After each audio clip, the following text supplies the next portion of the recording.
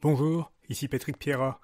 Le bulletin InfoBref d'aujourd'hui vous est offert par le service du développement professionnel de l'Université Laval.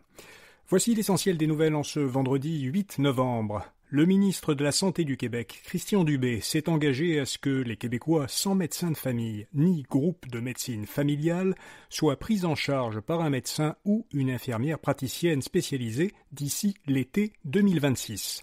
Québec estime que 1,4 million de personnes sont sans médecin ni GMF actuellement. En revanche, en ce qui concerne les chirurgies, Dubé a reconnu que le gouvernement ne parviendra pas à ramener le nombre de chirurgies en attente de plus d'un an à 2500 avant le 31 décembre. Le mois dernier, plus de 10 000 opérations étaient en attente depuis plus d'un an. Les dépenses gouvernementales en santé atteignent d'ailleurs un nouveau sommet. Selon l'Institut canadien d'information sur la santé, à l'échelle du pays, les dépenses totales des gouvernements en soins de santé devraient cette année atteindre 372 milliards de dollars, soit environ 9 000 dollars par habitant. La croissance des dépenses annuelles en santé enregistrée cette année devrait d'ailleurs être supérieure à la croissance de l'économie canadienne. Selon l'Institut, cette hausse rapide des dépenses en santé s'explique notamment par l'augmentation récente et rapide de la population. Le gouvernement Trudeau se prépare à travailler avec la future administration Trump. À la suite de l'élection de Donald Trump, le gouvernement canadien a rétabli un comité chargé des relations entre le Canada et les États-Unis. Ce comité avait été dissous après l'arrivée de Joe Biden à la Maison-Blanche, parce qu'on n'en voyait plus la nécessité. Composé de 10 ministres, il sera présidé par la vice-première ministre et ministre des Finances, Chrystia Freeland.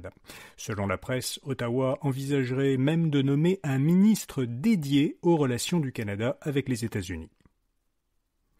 Joe Biden s'engage à assurer une transition pacifique du pouvoir à Washington. Le président démocrate a félicité son ancien adversaire républicain. Biden dit qu'il a demandé à son administration de travailler avec l'équipe du président élu Donald Trump pour assurer une transition pacifique et ordonnée.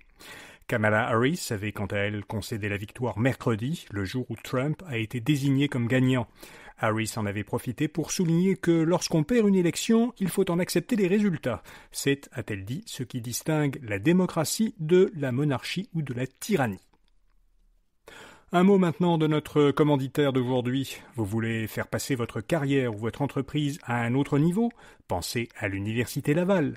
Que ce soit en gestion, communication, psychologie ou développement personnel, l'Université Laval offre une large gamme de cours et de certifications pour les professionnels dans tous les domaines.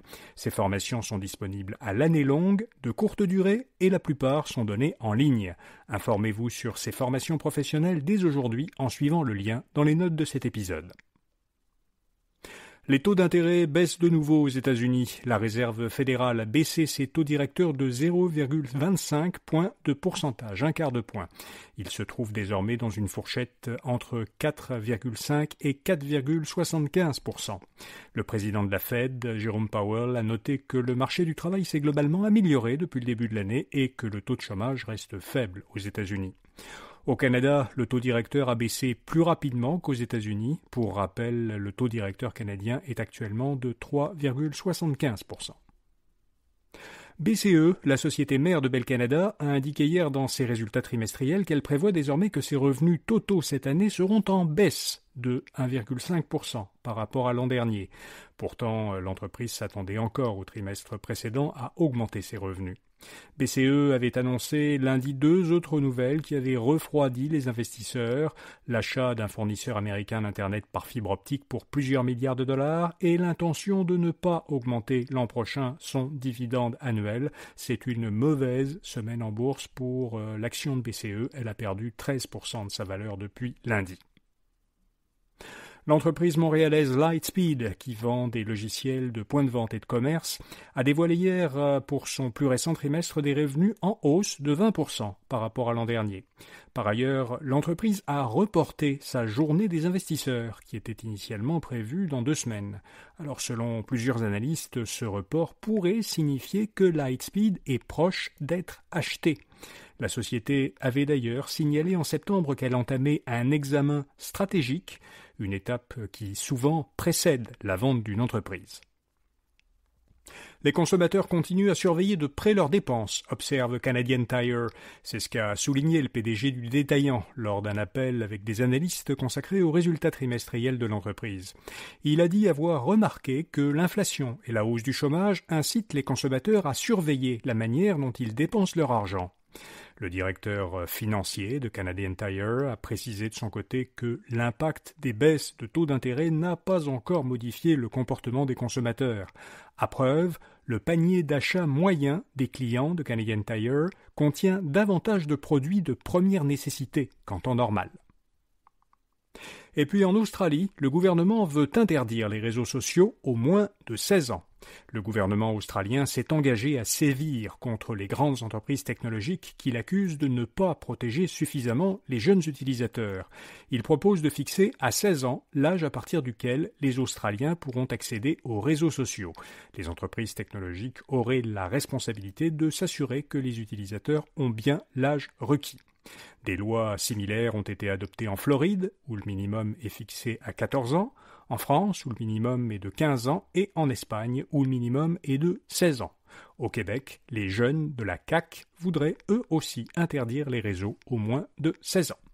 Voilà, vous savez l'essentiel. Comme chaque vendredi, nous publions dans l'infolettre InfoBref Matin une courte sélection des meilleurs rabais de la semaine disponibles en ligne.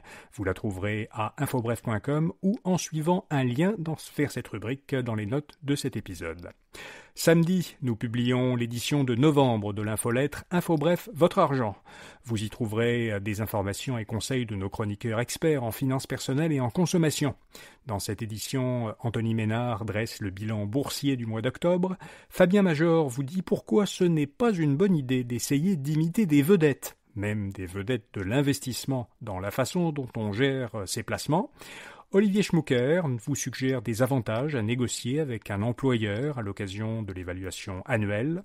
Et on vous propose une carte de crédit idéale pour les entrepreneurs qui ont souvent l'occasion ou l'obligation de voyager. Tout ça, c'est dans l'édition de novembre d'InfoBref Votre Argent. Cette infolettre de finances personnelles est visible samedi et dimanche en page d'accueil d'infobref.com, mais vous pouvez aussi vous y abonner ce vendredi, c'est encore temps, sur notre site pour la recevoir samedi matin. Les articles resteront ensuite disponibles dans la section argent d'infobref.com. Bonne fin de semaine et à lundi matin.